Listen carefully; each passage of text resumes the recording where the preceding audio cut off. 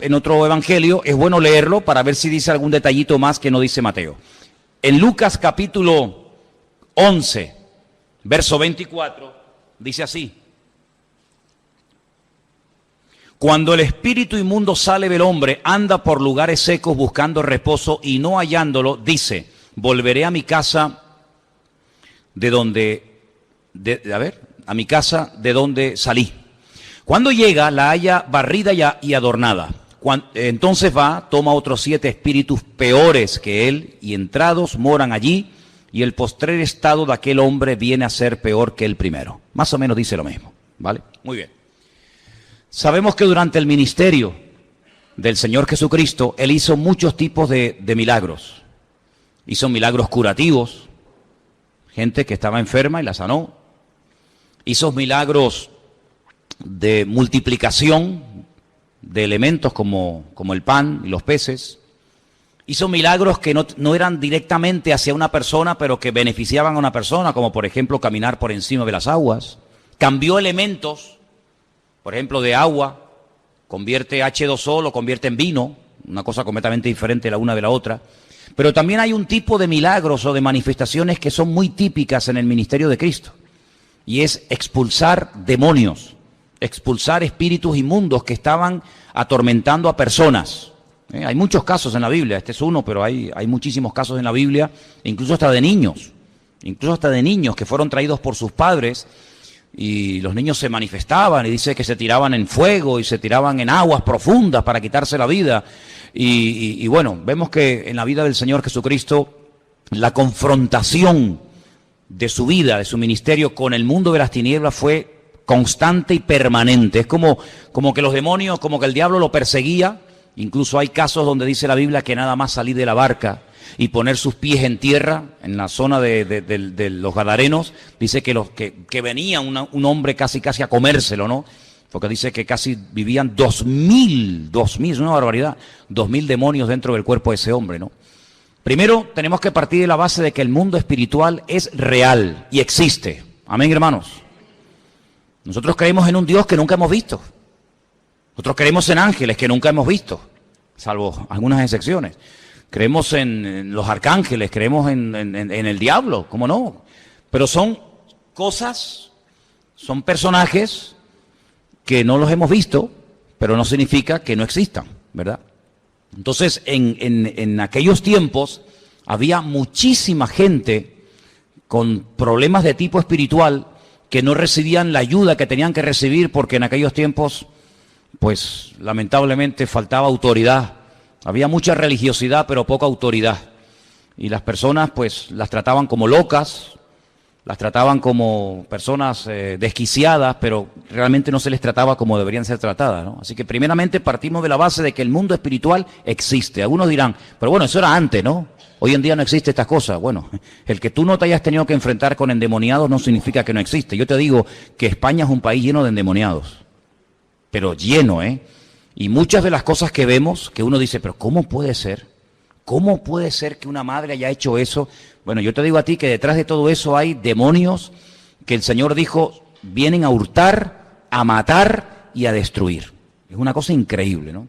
Entonces, claro, la mayoría de los psiquiatras o psicólogos o médicos, cuando tú llevas a un hijo o a una persona para que lo atienda, pues ¿qué va a decir? No, esto es una paranoia, no, esto es una esquizofrenia, esto es un desdoblamiento de personalidad, pero no lo va a tratar como tiene que ser tratado porque a lo mejor ni cree en eso. Entonces te empastillan, te tienen ahí empastillado, pero no hay una liberación. Cristo vino, dice, a traer libertad a los cautivos. Amén, hermanos. Y Él no iba por las cárceles sacando a la gente de las cárceles. Entonces, ¿a qué cautivos se refería? A los cautivos del diablo, a los cautivos de Satanás, a cautivos espiritualmente hablando. Ahora bien, cuando una persona es liberada, cuando alguien ora por esa persona y los demonios de esa persona salen, esa persona queda libre. Pero si no se protege, si ese vacío no lo llena el Señor, esa persona queda por un tiempo bien, pero los demonios que han salido quieren volver a entrar. Y la palabra del Señor nos enseña que cuando salen y quieren volver a entrar, no quieren entrar como salieron, sino quieren entrar con más virulencia, con más presencia y con más fuerza. Y por eso dice que le dice a 7 demonios más poderosos, oye, acompáñeme, que me echaron de aquella casa. Los demonios llaman a los seres humanos su casa, ¿no? Dice, vamos a entrar. Entonces dice que cuando llegan, si no hay una protección, y la única protección es el Señor, pues ¿qué otra protección puede haber? Una ristra de ajo. ¿Qué protección puede haber? Una ramita de perejil metida en agua, un lacito rojo. Los demonios se ríen de todas esas vainas. Pues la única protección segura, la única protección que funciona es la protección de la sangre de Cristo. Entonces, si una persona es liberada, como a veces ha ocurrido, pero no quiere después aceptar al Señor, y uno dice, pero ¿cómo puede ser eso? ¿Cómo puede ser una persona que está endemoniada, que ahora se siente libre, que después cuando le dices, ¿quieres aceptar al Señor?, te dice que no? Bueno, ha habido casos, y hay casos. No es muy habitual.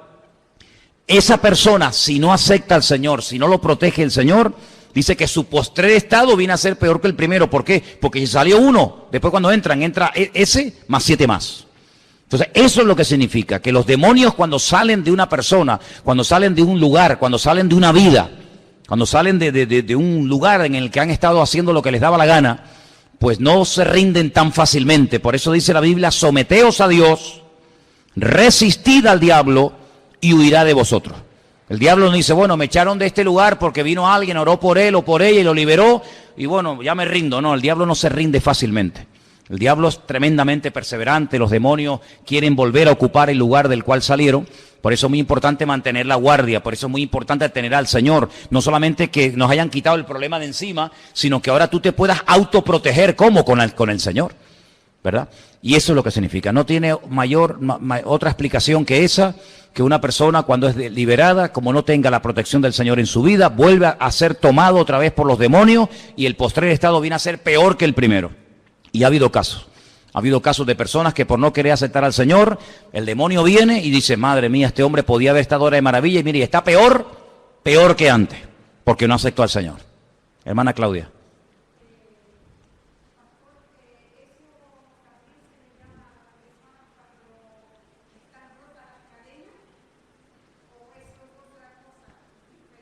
No, el ser liberado tiene muchas expresiones, muchos sinónimos, muchas frases que son liberados, se le ha roto las cadenas, sí, son diferentes expresiones. La cuestión está en que ha sido libre, ¿Sí? Dime, Pepita. Espera, Pepita, momentito. Vamos a escuchar. Pero tienes que hablar fuerte porque hay hermanos que quieren oír las preguntas que ustedes están haciendo. ¿Dónde está el micrófono?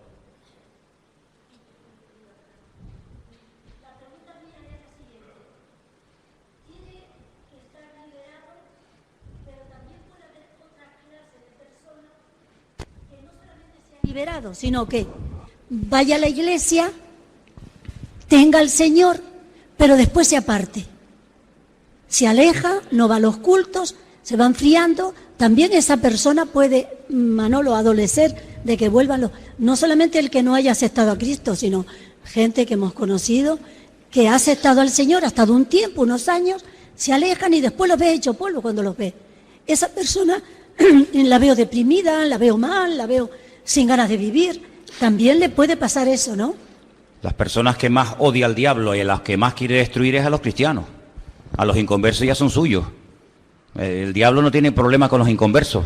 Los que le creamos problemas al diablo somos nosotros los cristianos. Y para el diablo sería una maravilla tener a nuestros jóvenes, tenernos a nosotros como trofeo de guerra, decir, lo vencí. Lo vencí. Claro, por eso yo digo que cuando tú estás con el Señor, no puedes bajar la guardia y decir, bueno, yo estoy con el Señor, ahora viva la pepa, hago lo que me da la gana, peco el viernes y me arrepiento el domingo. No, ten cuidado porque estás jugando con fuego. Porque incluso ha habido gente que cuando están en un tiempo bueno con el Señor, y todos han tenido tiempos buenos, se ponen a orar y a reprender y diablo, no sé qué cuánto, y cuando bajan la guardia, el diablo dice, sí, ven para acá. ¿Qué me dijiste tú el otro día? Entonces, ha habido gente que se ha hecho el gallito, que no llevan una vida de santidad, de orden, de espiritualidad, sino que bueno, se emocionaron y diablo, te echo fuera, pues, y después a los 2 o 3 meses o semanas o días o lo que sea, ni ora, ni se congrega, ni lee la palabra, bajó la guardia, es una vida fría, una vida sin compromiso, sin santidad, y después uno dice, fíjate tú, que hasta llegó a predicar. Hasta que llegó a estar sirviendo al Señor, mira cómo ha terminado. Bueno, hermano, es que hay gente que piensa que, bueno, yo soy convertido, yo acepté al Señor, a mí ya no me puede afectar nada. ¿Seguro? Vaya. Esto dice, cuidar vuestra salvación con temor y temblor, no sea que nos deslicemos, dice la Biblia. Cuidar lo que Dios te ha dado. Es mi obligación cuidar mi relación con el Señor, es nuestra obligación personal vigilar nuestra relación con el Señor día a día. Aquí no vivimos de la gloria de hace 5 años, aquí nos tenemos que renovar constante y permanentemente. Bueno, si a un creyente que baja la guardia le puede meter el enemigo una paliza, imagínate a un inconverso que no tiene ni al Señor, ese se lo come, se lo despedaza. Pero no significa que porque seamos creyentes, el enemigo ya no se mete con nosotros. De hecho, la pregunta es, ¿quién es la persona que más en santidad y en orden ha vivido de todos los tiempos? El Señor Jesucristo. ¿Y el diablo se metía con él? Hombre, es decir, que por ser creyente, por ser cristiano, el enemigo ya no intenta atacarnos, destruirnos, debilitarnos, enfermar. Por supuesto que sí. Si tentó y se atrevió a ir al Señor, ¿cuánto más a los hijos del Señor? Por lo tanto, aquí no podemos bajar la guardia en ningún momento, sino todo lo contrario. Y si tuviste antes de conocer al Señor, si tú tuviste antes de conocer al Señor ciertos y determinados problemas de tipo espiritual, ándate con ojo, porque cuando una persona baja la guardia, en lo primero que cae es en aquello que te dominó. Por eso dice la Biblia, el que piense estar firme, mire que no caiga. ¿Qué me estaban preguntando por ahí? Pero tienes que hablar fuerte porque la gente quiere escuchar. Rápido, Luis. Y el demonio se apodera de cualquier persona, incluso tampoco. Incluso la que esté en el Señor. No. O sea, simplemente tú puedes sentir la arremetida del diablo, pero también puedes pedirle socorro al Señor. Hombre, eso por supuesto. Para Un no cristiano... Vale, respondo a la pregunta. Un cristiano no puede estar poseído por demonios. Aquí en esta iglesia no creemos esto. Hay iglesias evangélicas que sí, Hay iglesias evangélicas que creen que los cristianos pueden estar endemoniados. Nosotros no compartimos esa enseñanza. Nosotros creemos que o estás o no estás en Cristo. No, yo tengo el Señor, pero bueno, puedo tener 2 o 3 demonios por ahí escondidos. No, aquí no creemos en esas vainas. Aquí creemos que la obra del Señor es completa, total y absoluta. Ay, es que yo tengo depresiones. ¿Y eso qué significa? Todo el del deprimido tiene demonios. No mezclemos una cosa con otra. Cuando el demonio, cuando espíritus malos atormentan a una persona es porque esa persona no tiene la protección del Señor, porque si la tuviera el diablo ni le toca. Un momentito, el diablo ni le toca. Entonces nosotros creemos que somos el templo del Espíritu Santo de Dios, que el Señor mora en nosotros y que el ángel del Señor acampa alrededor de los que le temen y los defiende. Ahora bien, eso no significa de que cuando yo me convierto el Señor anula mi voluntad. A mí no me ha anulado a nadie. Mi voluntad sigue estando ahí. Que yo la haya sometido al Señor, eso es otra cosa. Eso es otra cosa. Que yo no quiera pecar es otra cosa. Pero que yo puedo pecar cuando quiera, no te quepa la menor duda. Lo que pasa es que no quiero. Pero el Señor no, la conversión no es anular la voluntad y robotizarte. Ya no puedes pecar. Como eres cristiano, ¿cómo? Que no puedo pecar. ¿Y a ti quién te ha dicho que yo no puedo pecar? Una cosa es que no pueda pecar y otra cosa es que no quiera. Es muy diferente. Entonces, el creyente no tiene que tener el temor de decir, ay, es que el diablo nos puede tentar. Claro, también tentó a Cristo. Decía Pablo, orad porque no ignoramos sus maquinaciones. El diablo puede ponernos impedimento, puede hacer... Pero no te olvides que todo lo que el diablo hace, primero le tiene que pedir permiso al Señor. Si el Señor se lo da, Él puede venir a mí a tentarme. Él puede venir a mí a complicarme un poco la existencia. Y por eso tenemos que orar al Señor. Pero un cristiano no tiene la mitad de Cristo y la mitad del enemigo, no. Somos libres totalmente, ninguna condenación hay para los que están en Cristo. Si estamos en el Señor, no queda ninguna... Vamos a ver, pueden haber a veces actitudes, pueden haber a veces cosas que tú no hayas terminado de entregarle al Señor. Puede haber áreas de tu vida en las que tú no has crecido, tú no has madurado como persona, pero eso no significa de que tú estés endemoniado.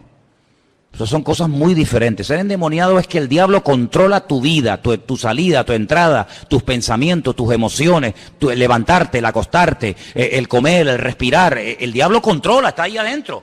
Pero si el Señor lo expulsó de nuestra vida, ahora somos libres, hemos pasado de muerte a vida, mientras nos mantengamos firmes y bien parados en el Señor, yo estoy protegido por la mano del Señor. No es que hay santeros y curanderos, a mí como si hay lo que quieran, no nos pueden tocar mientras estemos bien agarrados a Cristo. Baja la guardia y ponte a hacer el tonto para que veas cómo el enemigo te mete una sacudida que no te la vas a creer ni tú.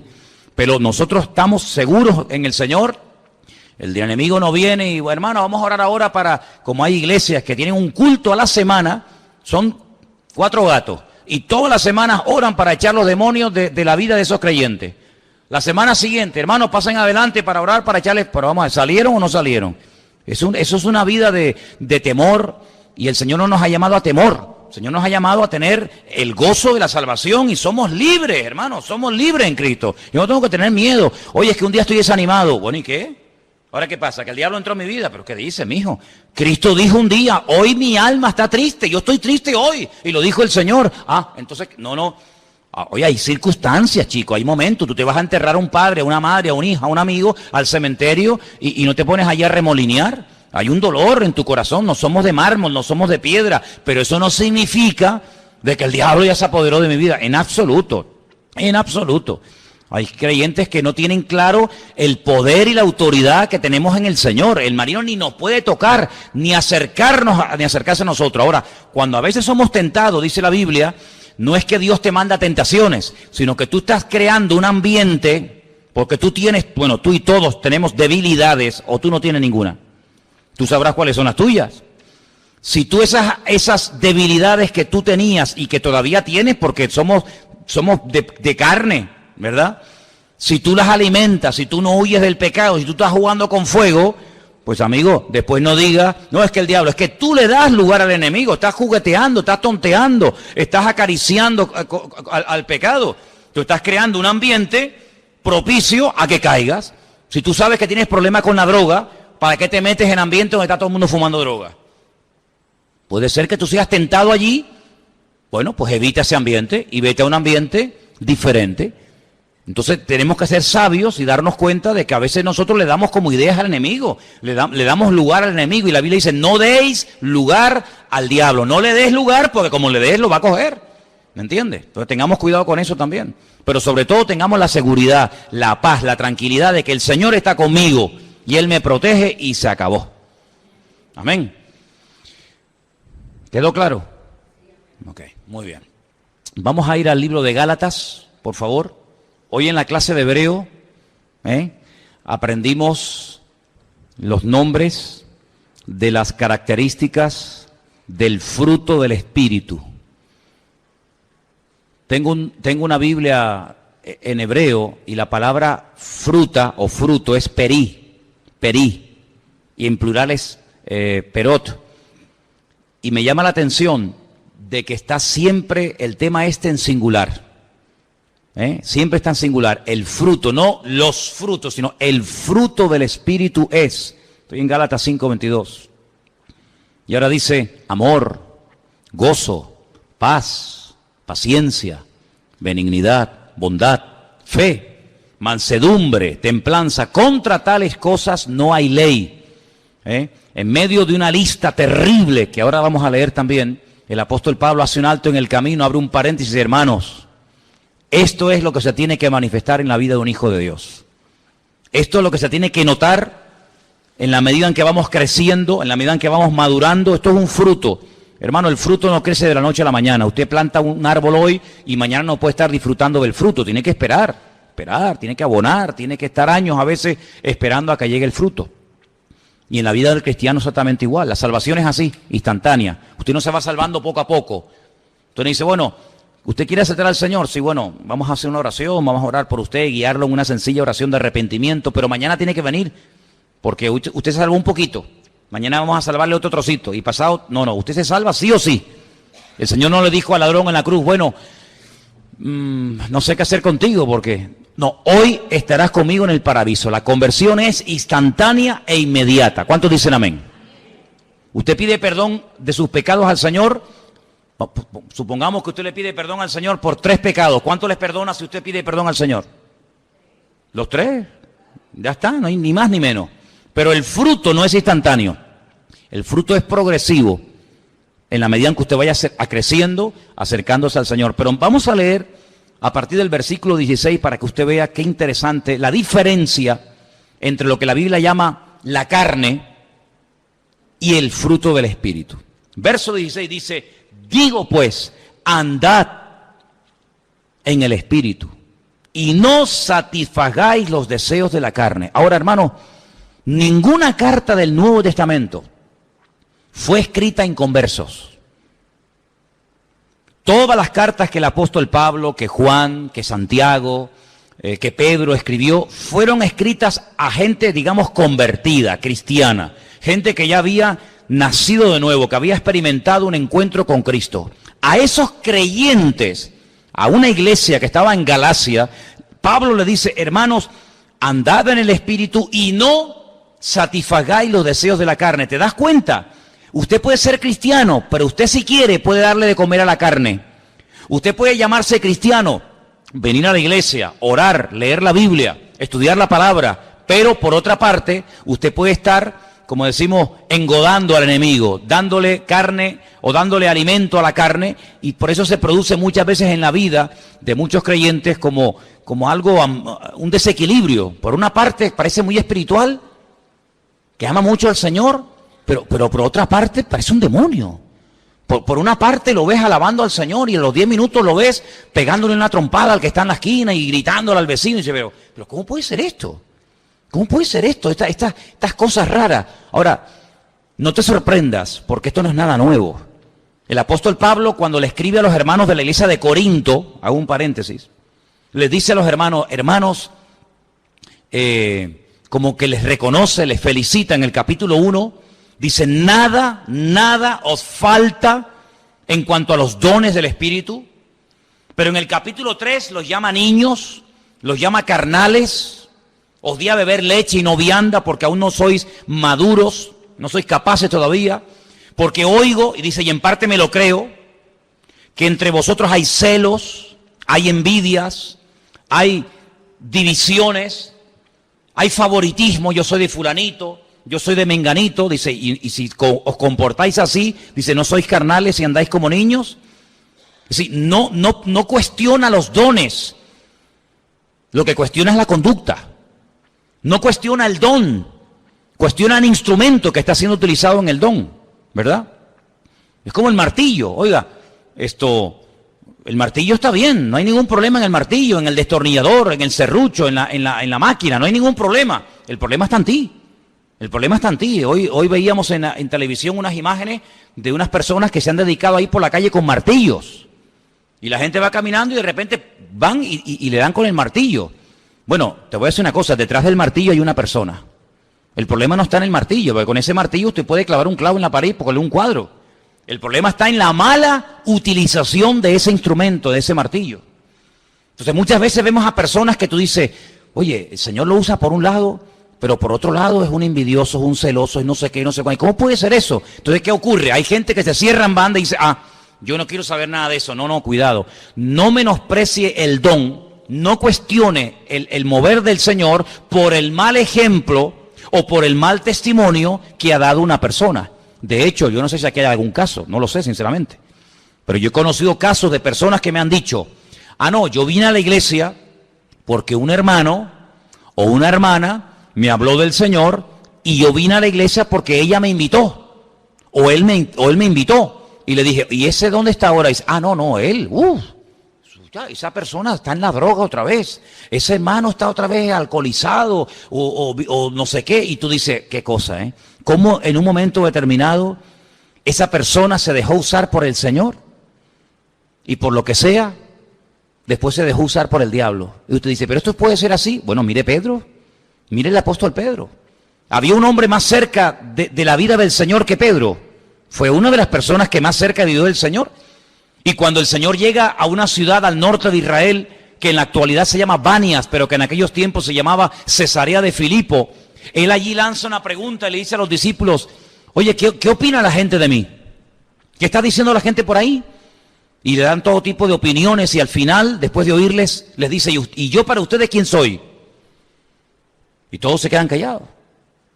No se atreven porque parece que como que todavía tienen dudas, ¿será, no será? ¿Me habré equivocado? ¿Será el verdadero? Y Pedro dice, tú para mí eres el Hijo del Dios viviente. Tú eres el Mesías, tú eres el que tenías que venir. ¿Y el Señor qué hace? Bienaventurado eres Simón, hijo de Jonás, porque esto que has dicho no te lo reveló carne ni sangre, sino mi Padre que está en los cielos. Es decir, lo felicita públicamente. Amén, hermanos. Muy bien, la respuesta es la correcta, la exacta. Van caminando y de repente dice el Señor, muchachos, vamos a Jerusalén. Pero Señor, otra vez a Jerusalén. Pues si te querían matar el otro día, pero es que el Hijo del Hombre tiene que ir a Jerusalén, tiene que ser crucificado, tiene que ser muerto, rechazado por los gentiles, rechazado por los judíos. No sé, y Pedro dice, de ninguna manera, no voy a permitir que eso te acontezca. ¿Cómo que tú vas a ir y que te maten? ¿Y qué dijo el Señor? Al mismo Pedro, que había felicitado, Satanás, apártate de mí. ¿No fue un poco duro el Señor? ¿Ustedes creen que fue duro el Señor? Yo creo que no. El Señor no es duro con nadie. El Señor es como tiene que ser con la gente. Cuando lo tiene que felicitar, lo felicita. Y cuando tiene que reprenderlo, lo reprende. El Señor no se equivocó. No se pasó en halagos, ni se pasó en exhortación, sino que dijo lo que tenía que decirle. Aquí lo hiciste bien, aquí lo hiciste mal. Aquí te dejaste usar por mi Padre, aquí te dejaste usar por el diablo. La misma persona, en un periodo muy corto de tiempo, usado por Dios y usado por el enemigo. Es increíble. Entonces te das cuenta como una persona es vulnerable a ser usada o por Dios o por el enemigo según a quien se abra y según cómo hable y según cómo reaccione, ¿verdad? Entonces vemos que los hermanos de la iglesia de Corinto no habían crecido espiritualmente hablando, eran utilizados en dones. Y bueno, el otro día di una lista, ¿no?, de los dones que hay en la Biblia, que son tremendos, ¿no? Y Pablo dice, nada os falta ningún don. Es que todos los dones están ahí en esa iglesia, todos. Yo no he conocido una iglesia que tenga todos los dones del Espíritu Santo dentro de la iglesia, pero los corintios sí. Sin embargo, Pablo después los llama, como he dicho, carnales, niños en Cristo. A uno tiene que decir, a ese cójanlo y expúlsenlo de la iglesia. ¿Sabéis el caso, no? Pues estaba acostando con su madrastra. Dice, eso ni los del mundo viven así. Fue una cosa tremenda, se emborrachaban en los cultos. Es algo increíble, increíble, ¿no? Entonces ahora vemos que Pablo le está escribiendo a una iglesia en la zona de Galacia y le dice, hermano, no estén alimentando la carne, sino anden en el Espíritu. Es decir, usted tiene que tomar una decisión personal. Esto es una cosa personal.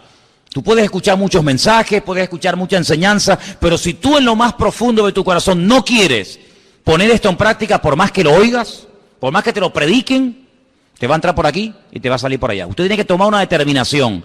¿Yo a quién quiero agradar? ¿A la carne o al Señor? ¿Para quién quiero vivir? ¿Para mí o para Él? Usted tiene que tomar esa decisión. Y tarde o temprano el Señor te va a confrontar. Y esta tarde puede ser que te esté hablando. Versículo 17 dice, porque el deseo de la carne es contra el Espíritu. Siempre, hermano, siempre. Siempre. Y el del Espíritu es contra la carne. Y estos se oponen entre sí para que no hagáis lo que queréis. Pablo es un hombre que utiliza lo que se llaman en la Biblia analogías. Es decir, ejemplos de cosas o de personas que por lo que hicieron o por lo que dijeron, sirven como ejemplo de lo que él está enseñando. Y él a veces habla, por ejemplo, de la lucha entre la carne y el espíritu, y pone el ejemplo de aquellos hermanos gemelos, ¿os acordáis? Hijos del mismo padre, hijos de la misma madre, pero que eran totalmente diferentes el uno del otro. ¿Y a quién me refiero? A Jacob y a Esaú. Mira, eran diferentes por fuera y eran diferentes por dentro. Por fuera dice que uno era rubio, peludo, el otro era lampiño. Uno era un hombre cazador, un hombre que estaba todo el día matando animales con una agilidad, el otro era tranquilo, no se movía. Pero espiritualmente también eran diferentes. Uno no le daba ninguna importancia a las cosas del Señor, el otro para él era lo más importante las cosas del Señor. Tuvo que aprender a hacer las cosas bien, porque no todo vale, ¿verdad? Y eso es lo que dice el apóstol Pablo. Y también compara a veces a Ismael, que era el hijo de Agar, la egipcia, la esclava, y compara a Isaac, que era el hijo de la promesa, el hijo de Sara, y dice que se peleaban. Ismael se reía, se mofaba de Isaac, hasta que un día el Señor tiene que decir, esto no puede seguir así, esto no pueden convivir, es imposible que se lleven bien, es imposible, porque uno va por una línea, otro va por otra línea, y lo mejor es que se separen, que se vaya cada uno por su camino. Y así, dice la Biblia, que así fue. Ismael fue expulsado de la casa junto con su madre Agar, y de ahí vienen muchas naciones árabes hasta el día de hoy. El Señor le puso como un sello, Ismael, hombre fiero, hombre indomable, todos contra él y él contra todos. Así son hasta hoy en día los árabes.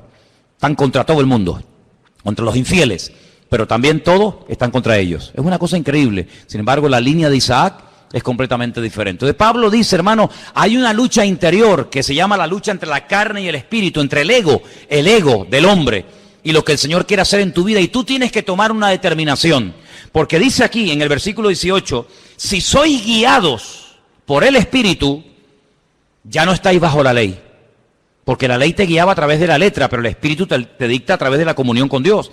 Y ahora menciona manifestaciones de la carne que son tremendas, y dice, son adulterio, fornicación, inmundicia, lascivia, idolatría, hechicerías, enemistades, pleitos, celos, iras, contiendas, disensiones, herejías, envidias, homicidios, borracheras, orgías y cosas semejantes a estas, acerca de las cuales os amonesto, como ya os lo he dicho antes, que los que practican tales cosas no heredarán el reino de Dios. Fíjate que menciona celos, menciona borracheras, menciona disensiones, lo que pasaba en Corinto. Es decir, que cuando en Corinto se peleaban los hermanos, cuando en Corinto había mal testimonio, ¿qué es lo que estaba pasando? Le estaban dando lugar a la carne. Y en tu vida mismo, tú en tu vida, si eres sincero contigo misma, ¿cuántas veces el Señor te ha usado? Un montón de veces, ¿sí o no? Hablándole a una persona, orando por alguien, dándole un buen consejo, dándole ánimo. ¿Cuántas veces el Señor te habrá usado y a veces ni te has dado cuenta, muchacha? Pero ¿cuántas veces, sin darte cuenta, vamos a decirlo así, te habrá podido utilizar el enemigo? ¿O no? No, a mí no. A ti no. Ya. Tú eres doña, tú eres don. Podemos ser utilizados por el Señor cuantas veces queramos y a veces de formas maravillosas, pero también a veces podemos ser utilizados por el enemigo. Otra forma de hablar, otra forma de comportarnos, quejándonos, lamentándonos, criticando, ¿verdad? Despotricando contra el Señor, contra el mundo, creyendo que el Señor nos tiene olvidados, que no nos atiende, que no nos trata como merecemos, que no responde a nuestras oraciones, que se lo he pedido 50 veces y parece que pasa de mí, no me hace ni caso. Y esas actitudes las podemos cultivar y al final le está dando lugar ¿a qué? A la carne. Y dice que los que piensan en las cosas de la carne, pues eso produce muerte. Pero los que piensan en las cosas del Espíritu, eso trae vida, eso trae restauración a nuestra vida. Entonces lo que se tiene que notar en nuestra vida es que la carne va muriendo, pero que el Espíritu, el fruto del Espíritu se va manifestando. Y yo te pregunto esta tarde, y todos deberíamos de preguntarnos, ¿estas 9 características del fruto del Espíritu se notan en tu vida? Claro, esto es una cosa curiosa porque ponía el ejemplo esta tarde en la clase de que, imagínate, tú coges una mandarina y hay muchos, ¿cómo se llama? Gajitos de esto, ¿no? Imagínate que tuviera 9, abres una mandarina y hay 9 gajitos, y pruebas uno y uno sabe a la mandarina, otro sabe a pera, otro sabe a melón, otro sabe a uva, otro sabe a sandía. ¿Cómo puede ser que un fruto sepa de 9 formas diferentes? Esa es la forma como el Señor obra en tu vida. Pero lo que está bien claro es que estas características se tienen que notar en nosotros. Cada vez tenemos que tener más paciencia. Y sabes, veíamos hoy en la clase de Hebreo cómo se llaman a estas características. Y cuando llegamos a la palabra paciencia, una de las expresiones que usa es Orej Ruach. Orej es oreja, oído. Ruach es espíritu. Es decir, que relaciona la paciencia. Fíjate qué cosa tan curiosa, como en hebreo a la paciencia se la relaciona con el espíritu. Como el que oye al espíritu, sería una traducción más o menos literal, ¿no? Ruach o Orej Ruach, el que oye al espíritu, eso lo llaman paciencia en la Biblia. Es decir, que no se puede tener paciencia aunque uno quiera tenerla, ni se puede tener amor aunque uno quiera tenerlo, ni se puede tener misericordia, ni se puede tener bondad, ni se puede tener fe, sino que es algo que el Señor hace en nuestra vida cuando verdaderamente nos rendimos a Él. Si no, yo voy a tener paciencia, Voy a proponerme tener paciencia, y es cuando menos paciencia tiene uno. Porque esto no es algo que yo puedo producir. Usted puede producir paciencia. A ver, dime cómo. ¿Cómo viene la paciencia? ¿Dónde se compra eso? ¿No dice que viene por las pruebas? Luego, si quieres tener mucha paciencia, ni se te ocurra pedirla. Porque como se te ocurra pedir paciencia, te van a venir un montón de pruebas encima para ver si verdaderamente tienes paciencia. Entonces, mejor no pidas eso, deja que venga sola. ¿Cuánta fe podemos tener, aunque nos propongamos tener fe? Hermano, esto es aprender a depender del Señor. Y es una de las cosas que la gente no quiere, porque la gente siempre que tiene por delante, no, yo, y yo puedo, y yo tal, y yo no sé qué. Entonces, cuando tú les oyes hablar, dice, ¿yo qué, mijo? ¿Saben por qué hay poca gente que se convierte? ¿Saben por qué hay mucha gente que, bueno, te pueden respetar, están de acuerdo contigo?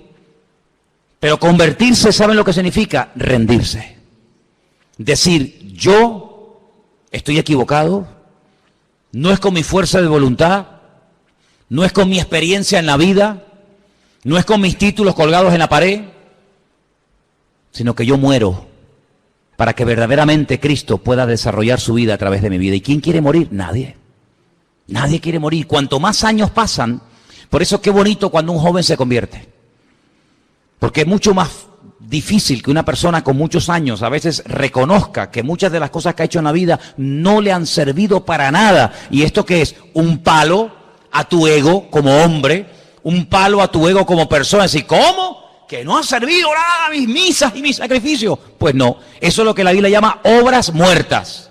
Cuando uno está empezando en la vida está como más tiernito, ¿no? Es más moldeable, pero cuando uno ya tiene unos años y has padecido, y has ido por aquí, y has ido por allá, uno como que llega un momento que se crea como una especie de caparazón, donde tú llegas a tener una cierta confianza en tu experiencia, en tus decisiones, etcétera, etcétera, y la conversión que es un golpe en la línea de flotación, es decir, ríndete, mijo, separado de mí, nada podéis hacer.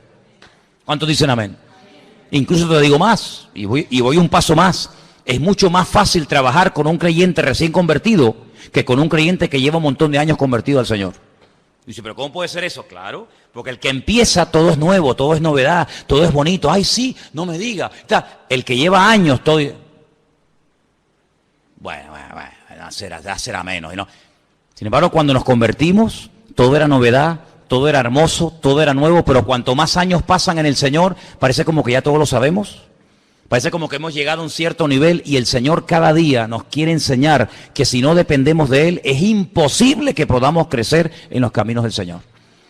Ahora, tú imagínate cuando el Señor le dice a los discípulos, mire, si ustedes no se hacen como niños, hacerme como niño, ¿sí?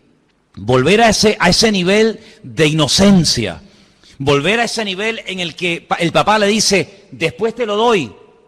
Y el niño le cree. Ahora, te voy a decir una cosa, como le digas al niño que después se lo das, como no se lo des, te digo una cosa, a las mujeres y a los niños, como le hagas una promesa, no la olvidan en la vida.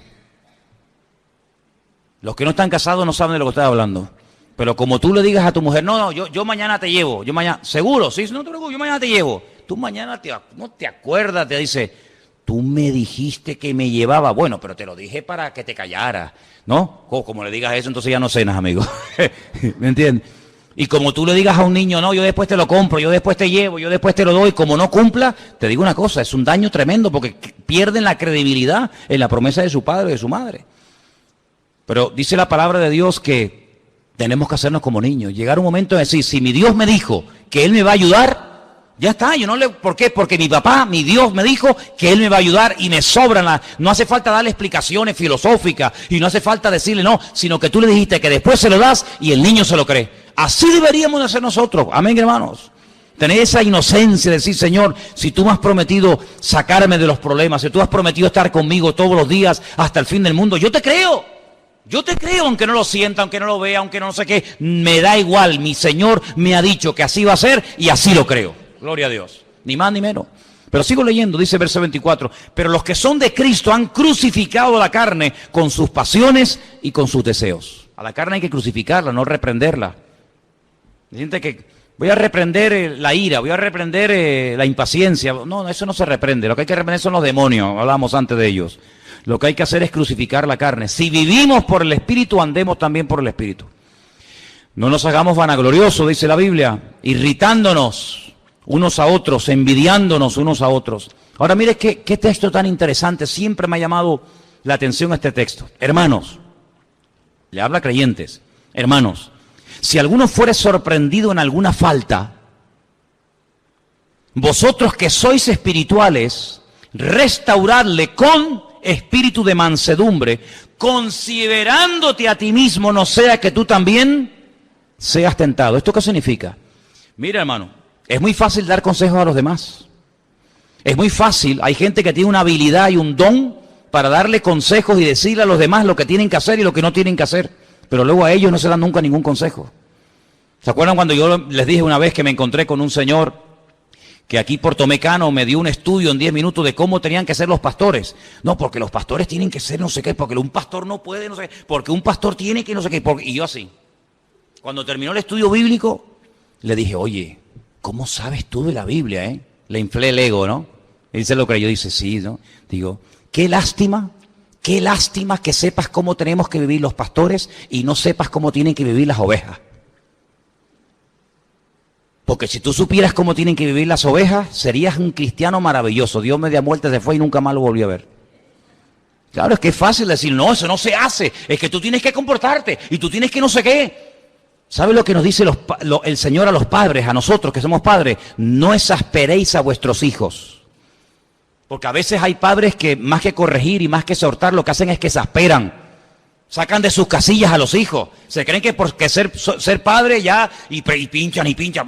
Oye, no te pases, que ser padre y ser madre no significa que puedes estar ahí pinchando y pinchando, que también el otro en un momento determinado puede saltar. No, es que los hijos tienen que obedecer, sí, pero los padres no tienen que exasperar a los hijos.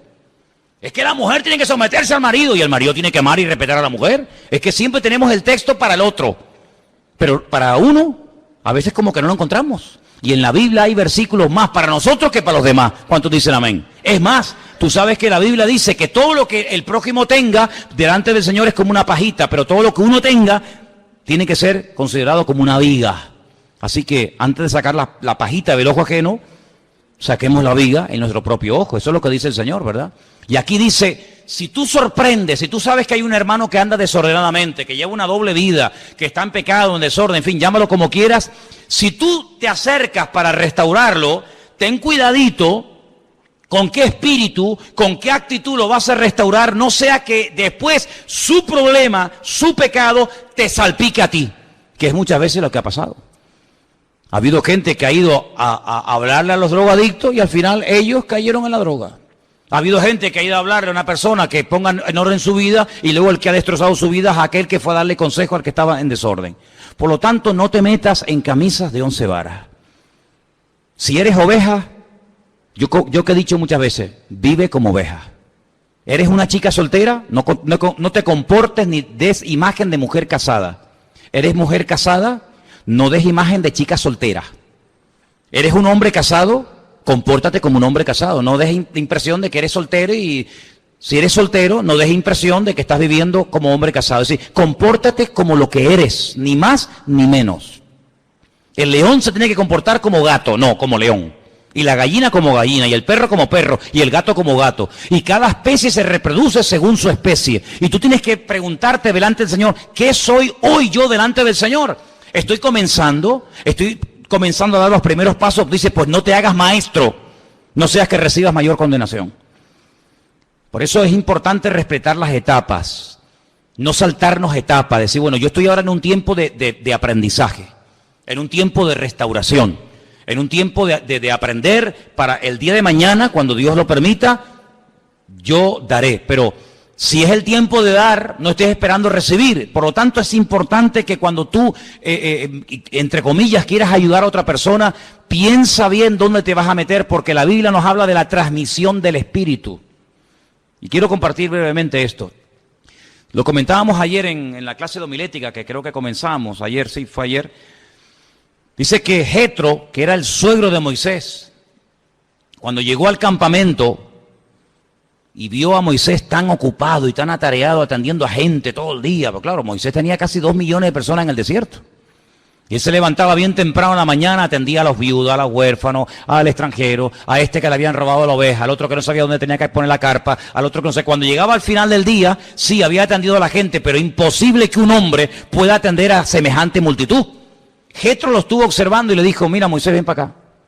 Tú tienes que delegar, tú tienes que nombrar ayudantes, colaboradores, que te ayuden a llevar esta carga tan grande que Dios ha puesto sobre tus hombros. Porque por mucha gente que tú atiendas, quedan más por no atender que atendido.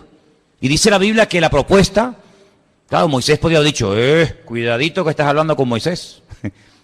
Pero él fue humilde, él aceptó el consejo y dice que él nombró a 70 ancianos, 70 colaboradores, fueron al tabernáculo de reunión, allí se presentaron delante del Señor y literalmente la Biblia dice, y Dios tomó del espíritu de Moisés y se lo transmitió a los que iban a estar con él llevando la carga del pueblo. Es decir que estas 70 personas que iban a colaborar con Moisés no iban a hacerle la guerra